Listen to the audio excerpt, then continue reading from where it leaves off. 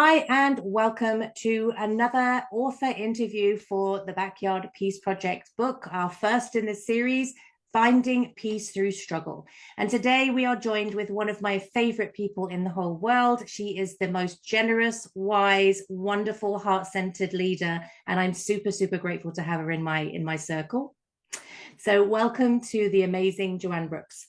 Oh, thank you. That's just beautiful. Thank you. Thank you. So Joanne, oof, your chapter. Yeah. Wow. I've just got tingles saying that. Um, a very, very powerful story with some moments of true vulnerability and the need to dig down and find immense courage in those moments, which has taken you on quite a journey. And a journey that not many people share, actually, which is why I'm super proud of this story that you've told in our book, this very intimate piece of your life, because not many people speak to when you've had massive success and then the rebuild after that doesn't go the way that it's planned, and all of the resources that you have to find within yourself. And that could have, there's so many moments in your life, Joanne, that could have totally knocked you off course. Like nobody would have ever blamed you if you just become depressed and recluse and all of those things. And so that's why your story really intrigues me, because to have been in such complex and complicated, huge moments, pivotal moments, you stepped toward, you didn't step back. So can you speak to, I mean, there's masses, we could talk all day about this, but can you speak to these pivotal moments and what it really taught you about life, about yourself, and about how to step into those moments? And thank you. I appreciate I appreciate the opportunity for this platform to share my story, because for a woman in business and a woman who supports other women in business, one of my key narratives is you have to be prepared to share your story. And a lot of people might think, but my story is not important enough, it's not impactful enough, it doesn't have enough zeros. I've heard that one. But everything that happens in our life, the things that we get through, are what has you land where you are today. And so for me, the importance of sharing story is your customers need to know who you are and what's behind the person who's in front of me today, and why should I listen to you, and why should I buy your product. So for me, sharing story is an important piece. So not quite answering your question. But to answer your question, I think the first piece, which when people read my chapter will see some personal trauma happening at the age of 38. And I think the big piece for me was the literal epiphany that, man, the last 38 years, particularly a 17-year marriage, hasn't really worked out as well as I'd planned. So why would I keep doing the same thing? Why would I capitulate and agree to the pressure that was being placed on me? And it was at that point, and it was like a literal size 12 up my proverbial backside for me to go, oh, fuck, excuse my French.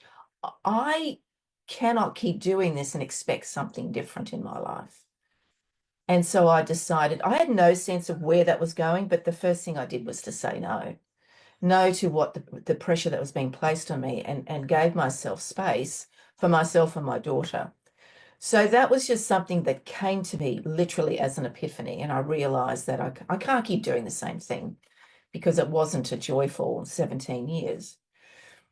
Step forward a long way into the age of 54 when I liquidated a company. Don't get me wrong, I absolutely spent some time in a fetal position on the floor. Absolutely did. I remember coming home after that day and just sinking to my knees in my bedroom floor, and I was in a fetal position. I was on my own. My husband was doing something, I'm not really sure. And again, the epiphany hit me. My husband's retired through health challenges. I have a daughter who I'm putting through private school, and I do not want to pull her out. She's already had enough trauma in her life. The only person who can fix this is me. The only person who can step forward or lean into this is me. And so again, I realized that I don't know what that stepping in looks like, but I have to step up and I have to um, step into whatever's coming next. Which is not in the book because there's lots of micro moments, but I do remember within days of that liquidation, my business partner came to me and he said, "Give me your phone." And he said to my husband, "Take her away for a week. Just get her out of here because the phone was red hot and it was becoming incredibly stressful looking at all the people calling me." And he very generously took my phone, and that pause was what helped me to keep going. And so I often speak about this for women in business, is the importance of the pause, whatever that looks like, whether it's a moment, an hour, get outside, switch off, take a break. But the pause is so important because you've got to give your body, your mind, your energy the time to reset. And so those things I just realized, and it was all based on, which I share in the story, is what happened to me at the age of 18 when I left school. So there's lots of circle stuff happening here, right? Lots of reflection of things that happened in the past and how's that impacting what I'm doing today. And it's still, those situations still impact me. Um, and that not to say that I don't get upset about talking about them and I don't have anxiety about them, but I have learned the skills of how to manage them and then the importance of the pause. So that's all I can share. Yeah, I mean, phenomenal. And what the golden thread for me through this chapter, I mean, despite the courage, all of those things, was the voice.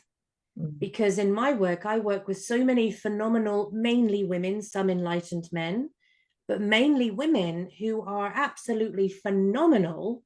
Mm. And yet, in one area of their lives, they've lost their voice. They've lost the ability to Yeah. use their voice. They've silenced themselves to keep people happy, to keep the Yes. status quo, to stop from rocking the boat because it's easier in the short term because they're exhausted, whatever it is. But it Mm. takes such a toll. Can you speak to that moment where you decided no more? Well, again, it's been in those situations that I spoke about, but you know, holding that voice, like in my story, which I share, there's a point in my life where I was told not to share my story. Don't tell anybody, Joanne. It will be too critical to our family, and nobody needs to know. Let's keep the cupboard closed on that. And that created such a toll on me health-wise. Like it physically impacted me. And if we're going to run a business, if we're going to be the leader of our family, we're mothers and we're aunts and we're sisters and we're daughters. There's an expectation of us to step up and be nurturing and look after. Like in the time in my life, I'm now looking after my 95-year-old mother, living together, and this is not. I cherish the opportunity to do that, but this is about if you when you hold that emotion in, when you hold those no's in, when you hold in your voice, and you don't give yourself permission to share or to speak up, it becomes physically heavy in your body. And your decision making is not what it should be. Decision making under a stressful situation is not a good decision. Like I often speak about the fact, just make a decision whether it's good or bad. But if you can improve that decision by relieving that pressure, like it's like the old style pressure cooker, you got to release the valve and let it out, and it affects me physically. And so I just thought, well, why would I do that to myself? And because when I'm in that position, I understand the impact that has on my husband and my family. Frankie, don't look at me sideways. I'll snap his head off. I know what I do when I'm under stress. And I just go, whoa, okay, I need to do this pause and I need to release this. So don't get me wrong, I have not resolved that, but I do have the tools that work for me, and everybody's different. I know you'll have tools that you share with your clients, but the courage, the bravery to open up and share, and that's the beautiful thing about circles, right? You've got an amazing project in the Backyard Peace Project. This is a safe place to voice your story, to voice and get this out. We've got some beautiful people in this network that this gives you the space and the permission to do that. Thank you. And what I love as well is the whole thing about giving yourself permission to speak. But the next part of that for me, and for things I've worked through with my clients, is detaching yourself from how people receive that. Because I feel like there's so many people trapped in that I can't speak because this person might receive it like this person might receive it like that. And I know that you've joined us in Wednesday morning discussions when we've said, you know, what is the key here? And it's obviously intention. Like, are we intentionally trying to hurt somebody, or are we genuinely speaking our truth from a place of love? And it might be firm and it might have boundaries, but are we doing it to hurt, or are we doing it just because it's our truth and to honor ourselves? Yes. And you did right, but you know, I see that we're at a crossroads here. So there's going to be some sort of conversation that's on a one-on-one. And so the intention is important. How's a person going to receive it? But then there's the other one, which I see often distracts people, women in business particularly, is that they think the wider audience out there are going to go, wow, look, be judgmental, right? All these things. Guess what? They're not thinking about what I say. Nobody cares.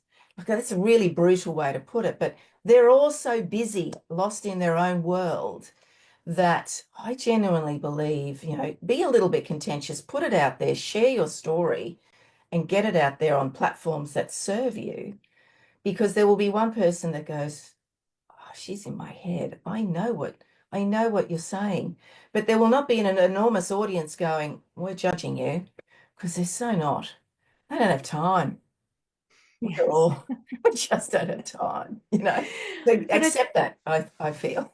I think as well, though, Joanne, it comes down to a sense of duty and responsibility to share our stories, because there's so many books that I've read at the perfect time that author's spoken to me and given me courage or given me insight or perspective.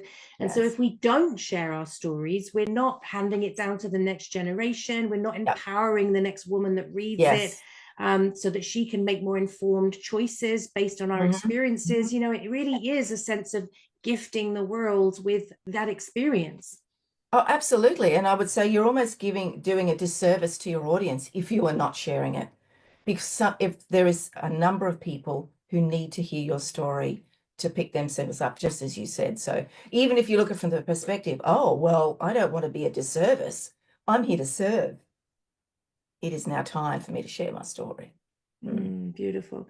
And so, Joanne, just to wrap this up, what would be the greatest gift you would love people to take from your story? Don't do business alone, one. And because when you don't do business alone, you are then surrounded by people who can, and surround yourself with the right people to lift and support, to guide, to challenge you, to stretch you.